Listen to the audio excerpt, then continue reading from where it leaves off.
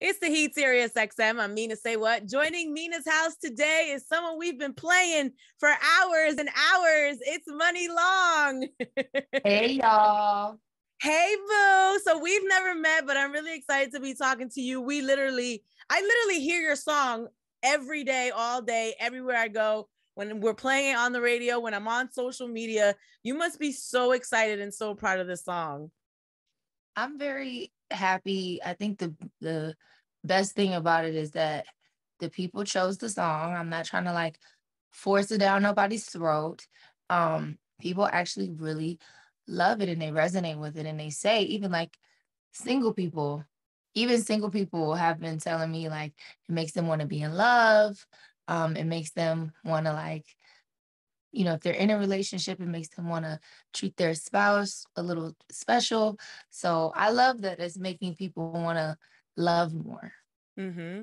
I'll tell you one thing. The song is beautifully written. It's like intimate and a little sexual, but not overly sexual and raunchy, which is a lot of the music that we hear.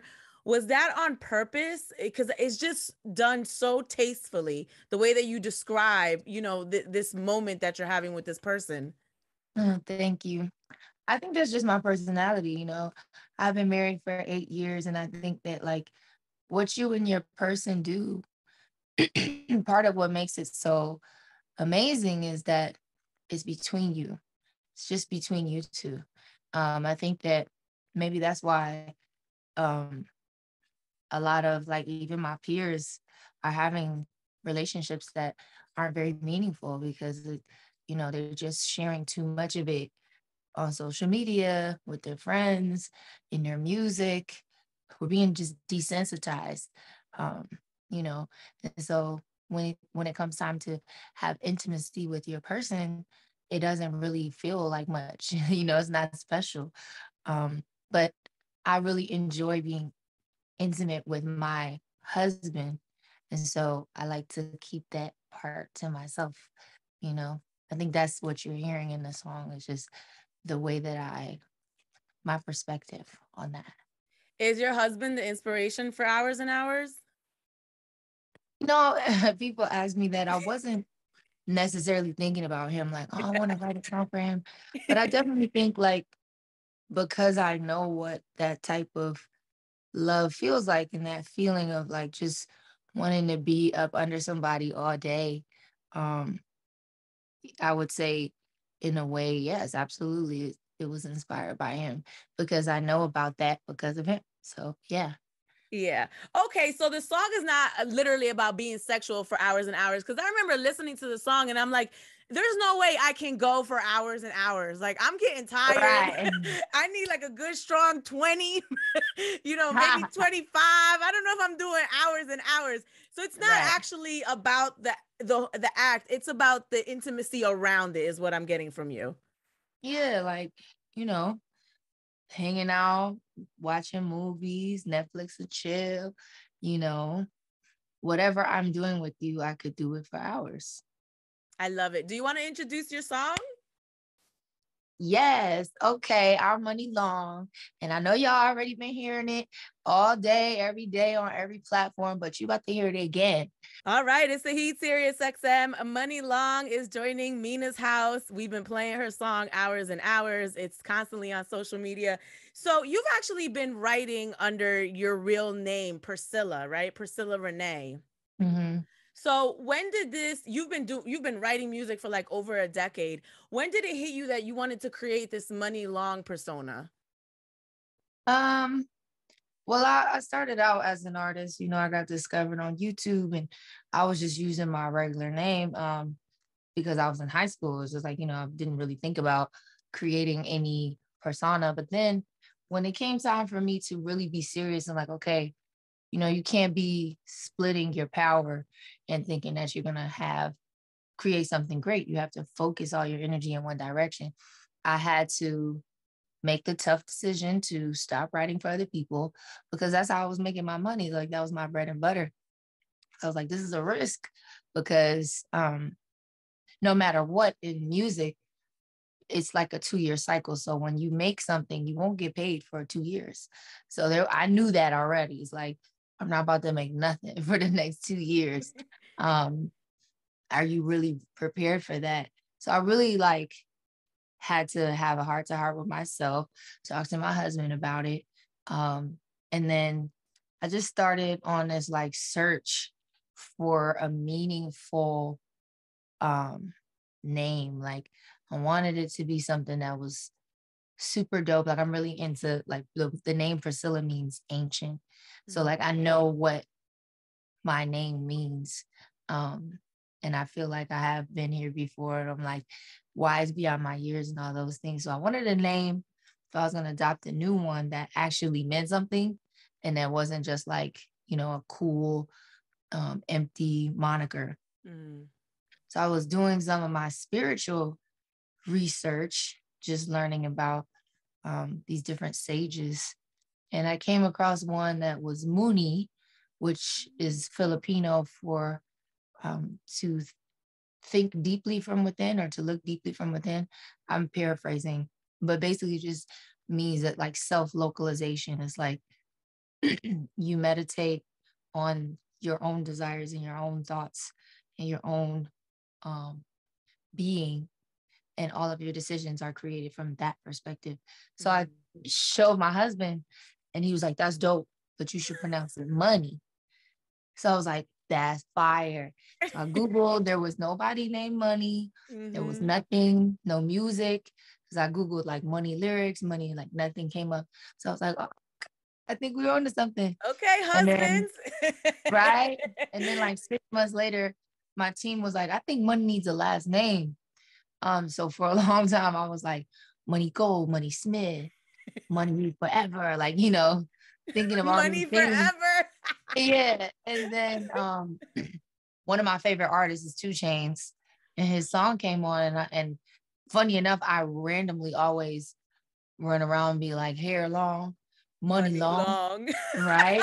So I heard that and I was like, there you go, money There long. That's it. Yeah. So that's how I came up with it. So you got your name from a 2 Chainz song and a philosophical Japanese saying. It actually really fits well with my personality. You know, anime, very like quirky and deep, and then ratchet. It's great. Perfect. And here I am being shallow, thinking it's just that you got a lot of money because you've been writing songs for these high level people for over 10 years. I mean, you know, it's a double entendre, and it's like it's a affirmation. Like when other people say my name, they are speaking it onto me too. So that's dope. I love it. So your song is literally on social media all the time. I saw some commentary on Twitter. Someone was like, oh, yeah, ruining the song, putting it over your lash extension videos and your braid videos and your fish frying videos. How do you feel about people using your music to promote their businesses? I think it's smart. I think they're really good at social media. It's like, you know, using whatever's popular because people are going to click on it to promote whatever it is you're doing. And if it's something that they can do for hours and hours, it makes sense. I just feel like, you know, I think like with the whole commentary of people being over the song is like, I think those people are just missing the opportunity to see this for what it is, which is like, there is a system in place in music that says, you know, if you're dark skinned, if you're over a certain age, if you don't have a major label behind you, if you are doing R&B music, you are not mainstream. You're not worth the big budget. No one wants to hear that. And that is not true. Hours and Hours is proving that. I'm just grateful that I get to be the person that brought the song into the world. And also, I'm a Black woman. It's like, it's mostly Black women who are saying that. And it kind of hurts my feelings a little bit because I'm just like, girl, you know, like, let's big each other up. Like, you see me doing good. If, you know, just, I don't understand how you can make that into a negative thing. But also, it's like a frequency check is what I call it. Is like, it just lets me know, like, wow, there's something going on in these people who are being, you know, confrontational in that way and saying like, I'm sick of the song, I hate that song. It's like, it's really just you letting us know where you are on a frequency level. And I feel for them. because it's such a beautiful thing. It's like, it just means so much for future musicians, people who might not know how they're going to get their start. Like, they can pull inspiration from what we did using TikTok and social media to bring this song to the whole world. So hopefully Absolutely. people understand that and they aren't just like hating, because that would just be a very low choice. JT from the City Girls actually came to your defense, and she was like, we should promote this Black woman. We should support her music. Let everybody hear the song, so more people can become hip to the song. Do you guys have a relationship? What did her support mean to you? Well, we don't. I'm from Florida too, and so I'm excited about the opportunity to like really connect with my Florida people. Because I've been in LA for 10 years and doing pop music, so it's kind of like people be thinking that that's all I can do. It's like, no, I got a lot more stuff that I can do, and I'm excited to be able to connect with other artists. So hopefully that happens. JT, call me, girl. But it's funny because when I saw her video of her singing the Yes. song, I was living. I was like, she understands. Like, you know what I'm saying? She had a whole bunch of times where she was just like, you could tell she meant it. Like, it was coming from her soul. That was like one of my favorite videos that anybody has ever posted, just because she felt it. You know what I'm saying? Like, I'm in love with, you know, people who could be super vulnerable and not care what anybody else thinks. They're not trying to be too cool. And when I saw her video, I was like, exactly, that's it right there.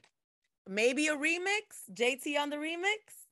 I mean, if she's down, I'm not mad. Look, I'm gonna upload this little part of the video and we gonna start the campaign. JT remix Hours and Hours. Right.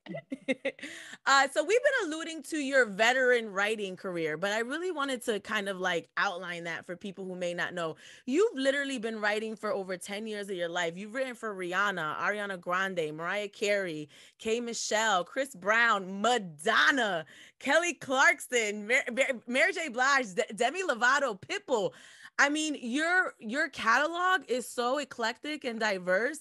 It's really incredible. I literally went through yesterday all of your different songs, and I was just kind of impressed by your range. Some of the songs that you've written I love, like Mariah Carey's A No No, Rihanna's California King Bed, Chris Brown's Don't Wake Me Up, Ariana Grande's Imagine, incredible song, K. Michelle's VSOP.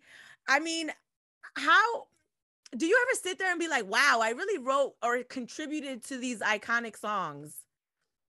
I have moments when I'm like down before I've, really like decided to grab life by the horns. I used to be sad sometimes, like, man, you know, I'm really good at writing, but I don't really want to keep doing this because it doesn't feel like it's feeding my soul. Mm. It's feeding me physically, but this isn't really what I want to be doing. I want to be a limitless creative. And when you're writing songs for other people, you really are like, it's like being an interior decorator in someone's house. You can't just, put what you want in there. Right.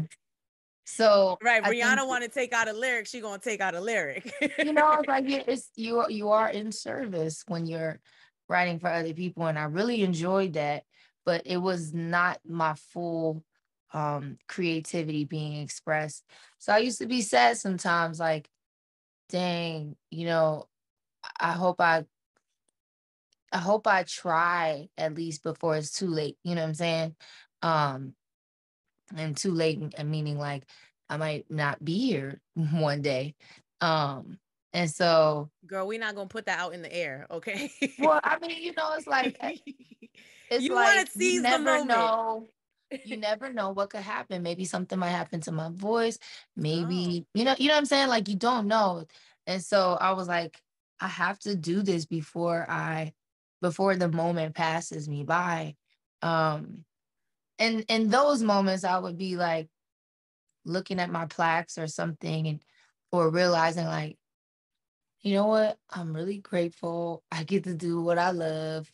I've done a lot of awesome things. Like, what are you sad about? Um, and so sometimes I do, but in this business, you're only as good as your latest hit.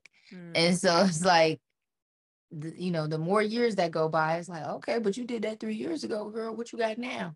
You know, that's a and it's shame because these unfortunate. songs that you've written are timeless songs. Yeah, I mean, some of them really carried me through some of the valleys.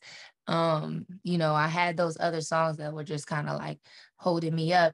But yeah, I mean, I think it's you get caught up looking. I think that's like, you know, how I keep myself from being too egotistical or like having a big head, because if you walk around, if you have to say, oh yeah, I wrote XYZ, then you shouldn't even be saying it. We were talking about your songwriting and how you've been doing that. I'm really interested. I know you know, right now you're doing the artist thing and this is what you're doing and you've kind of put the songwriting on the shelf, but what's the most successful song you think you've written?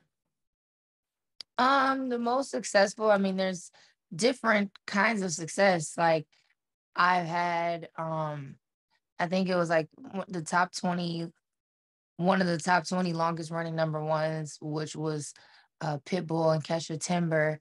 But then California Kimbo is successful in a different way because that's gonna last for years. And then I have another song called Worth It, which was successful in a different way because it's been in like 40 movies and commercials. And so it's like, you know, you have like sync and licensing, which is like commercials, TV, different campaigns, video games.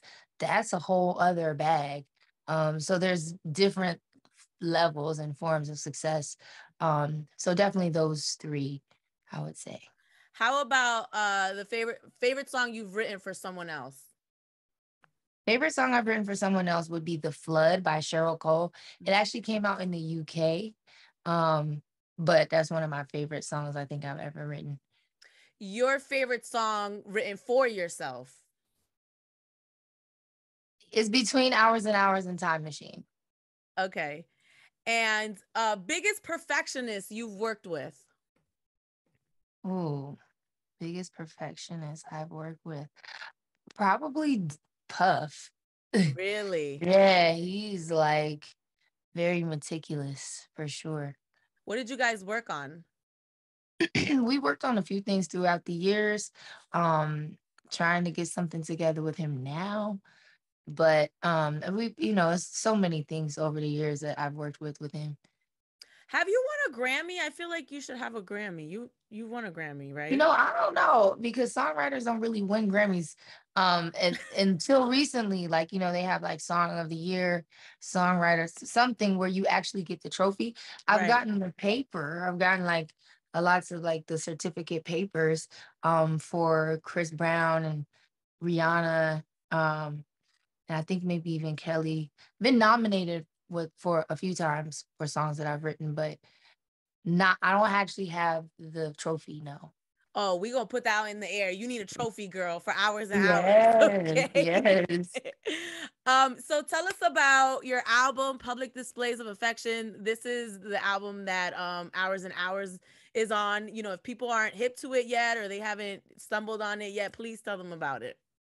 So public displays of affection is really just my form of PDA to the public. It's like, you know, a bunch of songs about love and the ups and downs, the good, the bad. And then especially in a time where we can't really touch each other and hug and kiss, because I'm a hugger and I definitely hit him with the, "Mwah, mwah," you Same. know. And so I think we just are really missing that chunk out of, you know, our lives where we can even like love on our family. So I think maybe that's why the song Hours and Hours is doing so well, is because it kind of gives people that feeling without actually having to be physical. But public displays of affection is my gift of love to the public. And if you're feeling a little lonely, go take a listen. All right. Thank you so much, Money Long. Hair Thank long, money long. Now, when I hear that, I'm going to you. think about you. Yes. Congratulations on all your success. And when you win that Grammy, We're gonna be so happy for you. Okay. Thank you so much. All right, Money Long. I'm Mina. Say what here on the Heat, SiriusXM.